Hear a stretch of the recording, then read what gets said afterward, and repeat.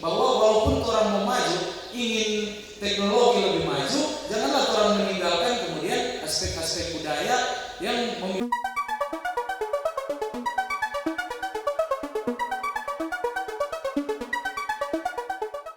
Selamat berjumpa lagi dengan channel Bercerita Gereja dan Masyarakat.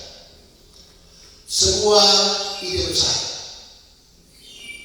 Saat ini saya ada dengan seorang mahasiswa pemuda, saudara kita Philip Gratielio Karundeng, mahasiswa Fakultas Teknik Informatika Unpad. Di usia yang ke-19 tahun saat ini, Philo telah memegang jabatan dalam satu organisasi atau komunitas film di Kota Tomohon. Sebagai ketua komunitas film Tomohon yang memang bergerak pada berbagai bidang kegiatan fotografi dan sinema. Saudara-saudara, Philo adalah seorang pemuda yang cerdas, kreatif, inovatif, yang memahami secara khusus tentang teknologi tingkat tinggi, digitalisasi marketing, desain grafis, dan web desain programming. Yang tentunya saat ini dalam channel Gereja dan Masyarakat kami akan membahas satu topik yang sangat aktual, yang memberikan nuansa yang luar biasa untuk kalangan milenial ataupun generasi Z masa ini, yaitu gereja dan teknopreneur. Tapi sebelum kita datang pada pertanyaan-pertanyaan, sekiranya saudara kita ini bisa menjelaskan beberapa hal mengapa ia coba menekuni, belajar, dan menjadi penjual bisnis online secara spesifik bicara tentang tekno entrepreneur. Silakan. Ya, baik. Makasih Pak Pendeta. Mungkin sebelum lanjut pertanyaan-pertanyaan yang disediakan oleh Pak Pendeta, kita mau sedikit ceritakan tentang kita latar belakang. Bagaimana sampai akhirnya kita memilih untuk menjadi mahasiswa di program studi teknik informatika saat ini. Jadi itu biasa kalau anak-anak SD sering itu bermain di warnet. Biasa sering warnet, kemudian otak-atik komputer, bermain game online. Akhirnya setelah sampai di masa SMP kita dapat mata pelajaran TIK. Jadi itu dari SMP, ada guru SMP ajarkan orang untuk desain web sederhana. Kemudian otak-atik beberapa kode di dalam.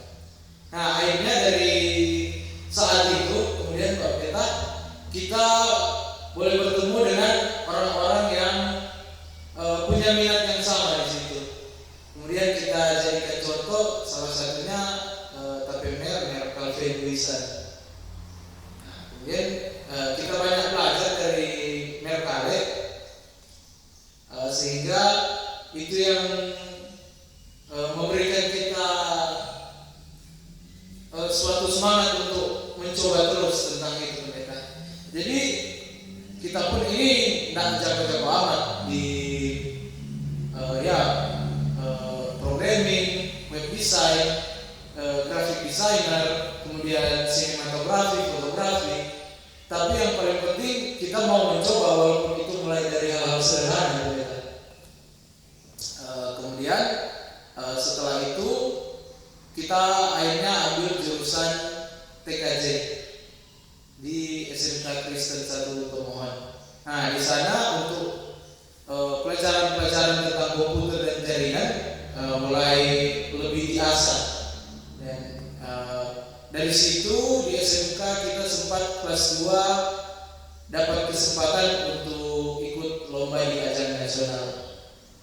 Jadi itu kita ikut LKS, bidang lomba IT Software Solution for Business. Jadi itu kita buat aplikasi kantin sekolah yang terintegrasi dalam satu sistem gitu. Jadi baik dari pegawai sekolah, kemudian siswa dan pemilik kantin boleh saling berhubungan dalam dunia perkantinan. Kemudian orang boleh pesan, begitu lihat statistik di dalam laba gitu. Kemudian pemesanan online, begitu.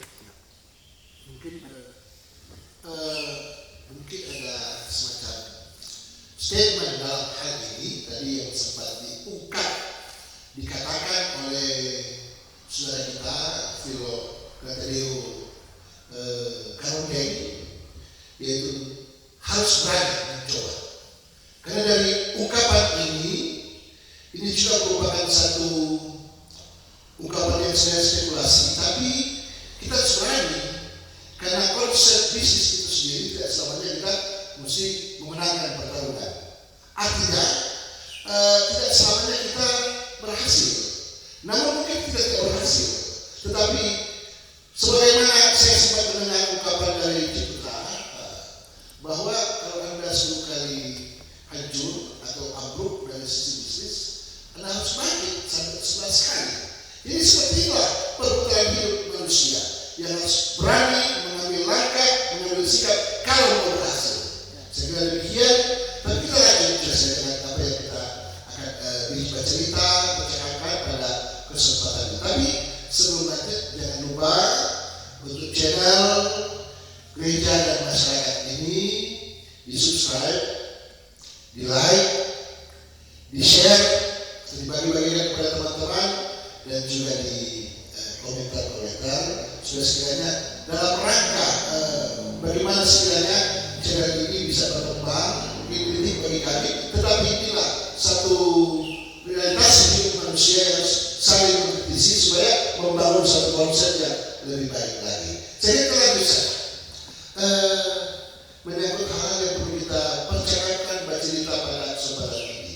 Hal yang pertama, ketergantungan pada dunia digital sekarang ini, sedangkan bisnis juga harus demikian, jadi harus ada jur. Orang yang bicara digital harus pintar berbisnis. Kemudian apakah betul dunia ini tergantung pada teknologi dan dunia digital menurut pandangan saudara kita, Anda bagaimana? Silakan jelas. Ya, baik, jadi pertanyaan pertama tentang ketergantungan pada dunia digital, terutama dalam bisnis kan berbeda. Nah, jadi begini, memang kan untuk bisnis yang berkembang sekarang akan sangat ditinggalkan kalau orang tidak menyentuh ranah digital ini berbeda. Yang terutama top sekarang ada yang bernama digital marketing. Nah, jadi itu di mana ada ruang kemudian untuk para penjual, misalnya petani rica atau kemudian yang jual pernak-pernik begitu. Orang kumpul di satu wadah ini, marketplace ini.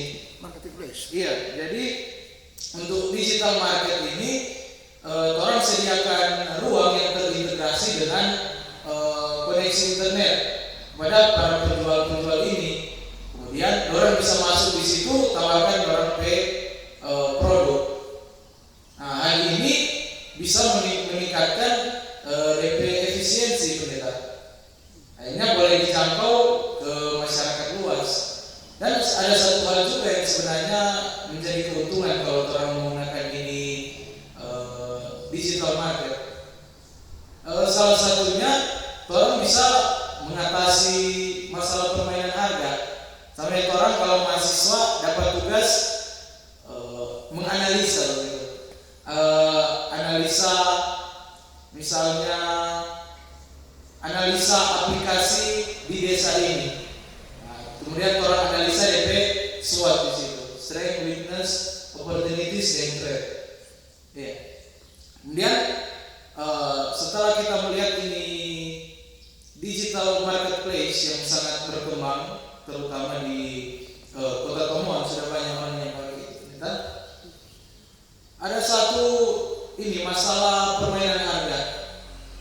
Jadi kalau misalkan orang petani rica begitu, orang hanya bertani, kemudian orang seperti tengkulak begitu datang ambil orang barang jual lagi, itu DP harga so berkali-kali lipat. Sedangkan kalau orang pakai ini digital marketplace, yang ada di marketplace itu bukan cuma satu penjual cabai, jadi otomatis harga itu akan bersaing dan secara DP kata kasar lah, orang mau bunuh tuh tengkulak begitu, dan orang bermain harga tuh di situ. Akhirnya dengan ada digital marketplace ini, yang tengkulak kalau misalnya dia ambil 7.000 Pak petani, dia pasti jual lebih di atas. Kalau dia posting di marketplace itu harga 8.000, masih banyak yang lebih di bawah, yang petani-petani panen kemudian langsung posting di digital marketplace itu.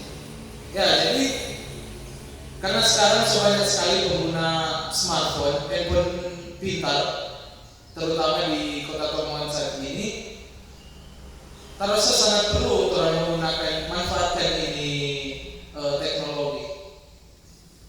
Apalagi sistem penjualan digital ini, karena misalnya orang-orang kakas-kasen, kalau orang cuma jual di seputaran situ, pasti cuma orang-orang kenal yang orang dekat situ.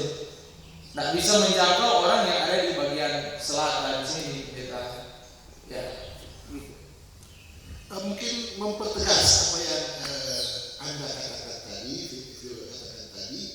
berbicara tentang relasi Anda dalam pandangan terhadap peluang bisnis kini tidak berganti pada lalu, dan kita akan berpikir untuk ke depan.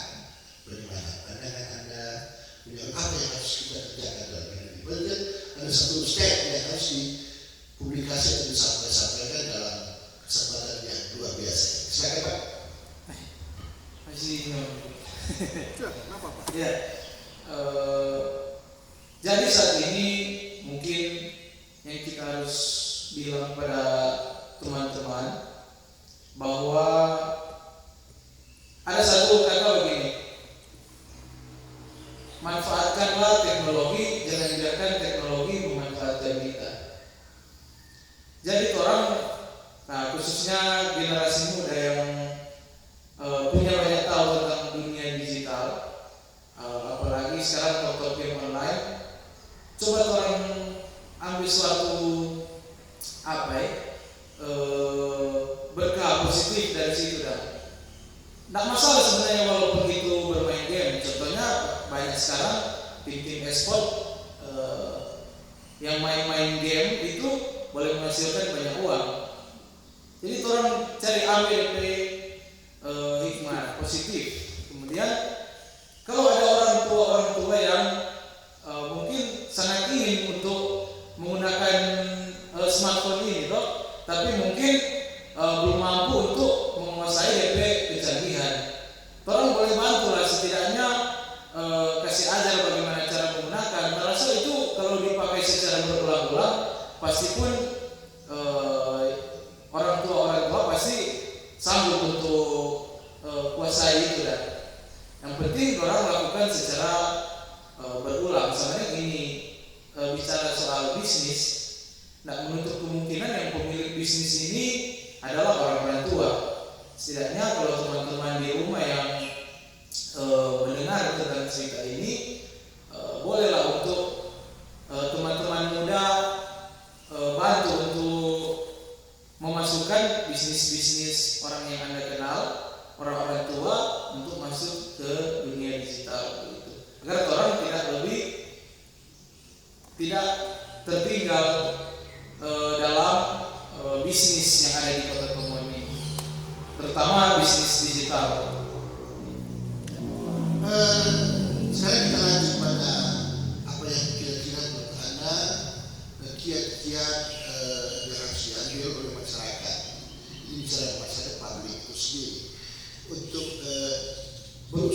sekali kita mampu bersaing dengan kondisi yang ada sekarang ini, di mana bisnis online sudah perkembangan begitu membumi. Yang kita dalamnya kita perlu ada strategi, ada satu rancangan supaya sekiranya kita tidak terabaikan atau katakanlah tidak terdegradasi dengan kondisi yang ada masa ini sekarang. Baik, jadi ini langkah-langkah kiat-kiat untuk mengatasi revolusi teknologi ya, pendeta dalam dunia bisnis. Saya rasa mungkin ada beberapa orang yang sudah memahami tentang ini bercerita sedikit teori pendeta, apa? Silakan. Mungkin beberapa orang sudah paham tentang analisa SWOT, Strength, Weakness, Opportunities, dan Threat. Mungkin kalau teman-teman mau terjun di dunia bisnis atau teknopreneur kalau begitu, teman-teman boleh ambil ini metode analisis PISIS. Jadi PISIS itu ada 6 poin. Poin yang pertama itu performance, kemudian information, kemudian ekonomi, selanjutnya kontrol, efisiensi, dan service. Jadi kalau teman-teman ingin agar orang usaha yang orang tekuni sekarang untuk bisa maju, orang bisa analisis ini terkait yang pertama performance.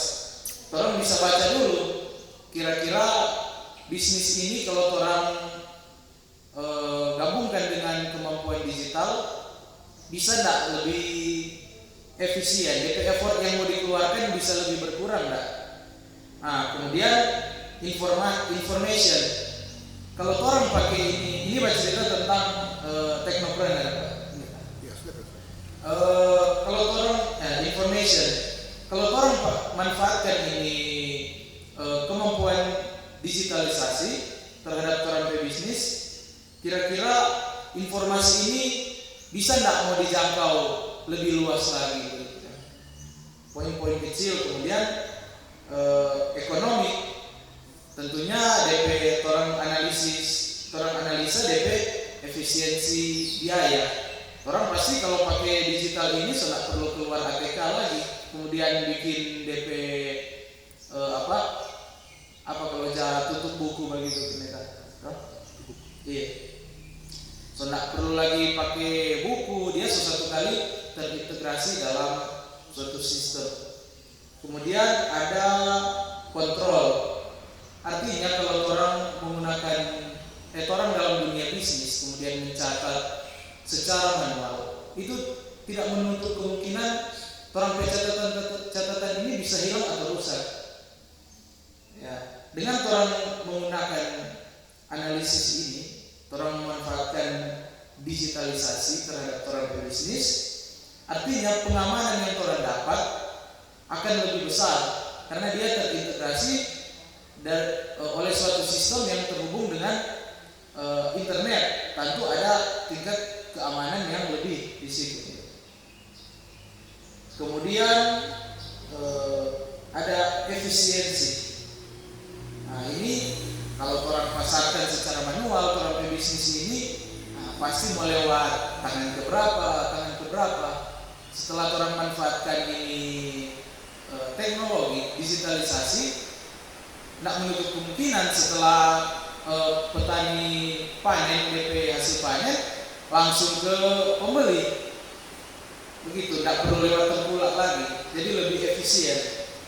Kemudian service, kadang-kala pelayanan yang diterima para petani dari pengepul juga masih terkesan jadi kurang begitu, karena sebelum sampai ke tangan konsumen, produk-produk pertanian ini barangkali lewat ke para pengepul ini atau tengkulak. Nah, kemudian dari pengepul ini didistribusikan ke pengecer-pengecer di pasar tradisional. Nah, hal ini yang membuat para petani tidak nyaman dengan hasil yang diterima. Ya, tentunya kalau orang manfaatkan ini dunia digital, ya bisa mengurangi masalah-masalah seperti itu. Jadi yang kita mau tekankan di sini mungkin teman-teman bisa menggunakan metode analisis ini untuk mengembangkan bisnis teknopreneur. Ini hal yang luar biasa. Ide-ide kreatif yang boleh diungkap, dikatakan oleh seorang mahasiswa pemuda yang masih 19 tahun, seorang mahasiswa teknik informatika yang juga memang secara kebetulan sudah banyak bisnis yang dia kerjakan dalam hal ini. Dia kolaborasi dengan mama, dengan papa, atau dengan orang yang lain. Lah kita mesti punya kekuatan bahwa kita harus memiliki integritas, nilai diri, self of belonging, supaya kita maju, melangkah dan berbuat yang terbaik. Ini perlu inovasi baru, perlu tantangan. Jadi kita bukan cuma menghadapi tantangan kemudian kita berdiam diri saja, tapi kita menantang arus dengan berbuat hal yang positif, itu tidak bukan bikin hura-hura, bikin hal yang tidak benar. Kita pertanyaan lanjut tentu dalam kesempatan ini.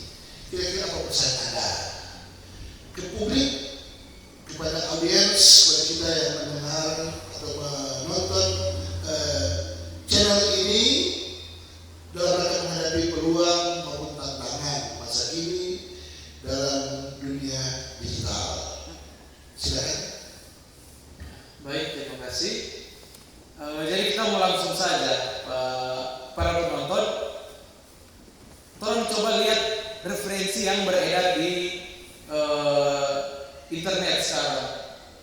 Buktinya sekarang banyak sekali video-video terkait pembelajaran yang ada di YouTube.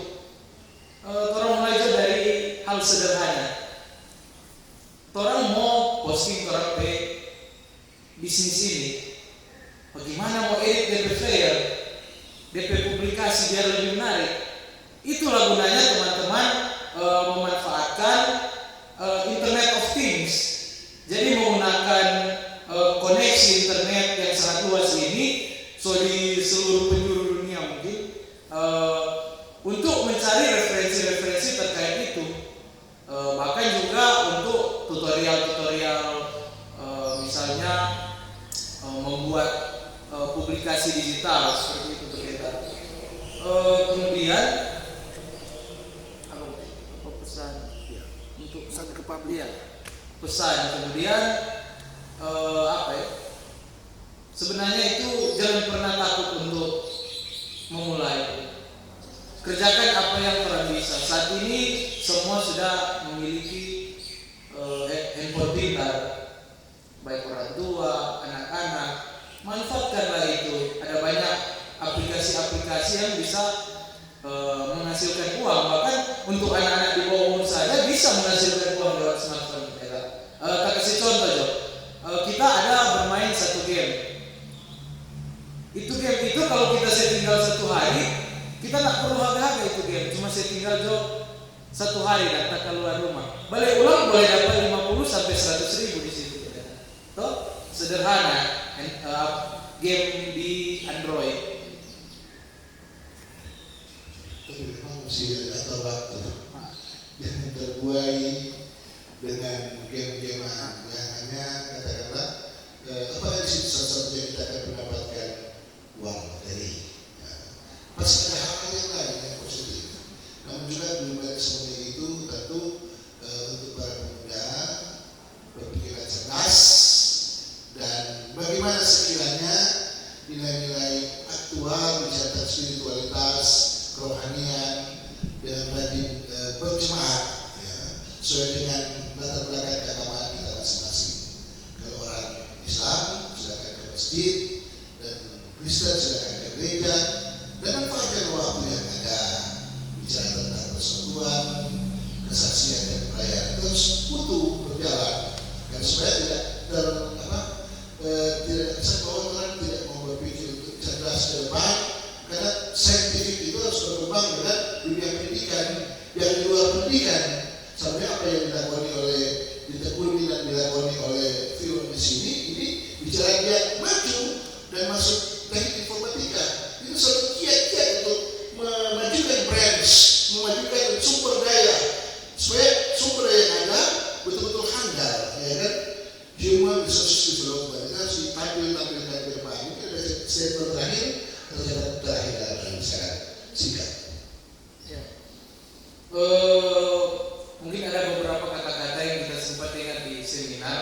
bahwa teknologi itu dan budaya bagaikan mata uang logam, memiliki dua sisi yang berbeda namun tidak dapat dipisahkan. Kalau orang melihat beberapa negara maju saat ini, India dan Cina, itu walaupun dengan kemajuan teknologi yang begitu pesat, orang tidak melupakan tentang dompet budaya. Terasa itu satu hal yang penting, bahwa walaupun orang mau maju, ingin teknologi lebih maju, janganlah orang meninggalkan kemudian aspek-aspek budaya yang memiliki banyak nilai positif bagi orang berkehidupan. Kalau orang ingin maju, jangan cuma semaju teknologi, saya tinggal ini budaya, kemudian begitu. Ataupun sebaliknya, kalau orang-orang bilang kalau mau suka maju teknologi, maka saya tinggal itu budaya. Kalau suka maju budaya, berarti saya tinggal itu teknologi. Bukan begitu. Artinya orang ini dua sisi yang berbeda ini harus berjalan secara bersamaan. Terasa bisa melihat contoh-contoh negara-negara yang berkembang sekarang, negara maju, India dan Cina, dorang memanfaatkan dua aspek ini untuk kemajuan bisnis, dan terutama ini teknopreneur ini berkembang pesat di sana. Gitu, jadi pada teman-teman di sana ada banyak nilai-nilai yang orang tua selalu ajarkan kepada orang. Walaupun orang mau maju di dunia teknologi, orang tetap pegang untuk nilai-nilai yang diajarkan itu. Tak rasa itu pengetahuan yang seberibu-ribu tahun itu bisa orang tetap jaga, apalagi kalau orang boleh kolaborasikan dengan perkembangan teknologi. Gitu. Saudara-saudara, pemirsa yang menonton channel ini, channel tentang media dan masyarakat, yang secara kebetulan mengangkat topik media dan teknopreneur, dan ini hal yang luar biasa. Kita harus belajar dan belajar dalam ini. Seperti kata motivasi yang terungkap yang sempat saya kutip, yaitu tidak ada hal yang besar yang tercipta dengan tiba-tiba. Sekali lagi, tidak ada hal yang besar yang tercipta dengan tiba-tiba. Terima kasih kepada kita semua. Salam persahabatan, salam pemberdayaan atas dasar cinta kepada sesama umat manusia. Maka saat ini kita berani melangkah dengan hal-hal yang aktual di masa ini, termasuk para pebisnis muda yang tampil secara kreatif ke publik media online tentunya. Salam sehat, Pak Tuhan,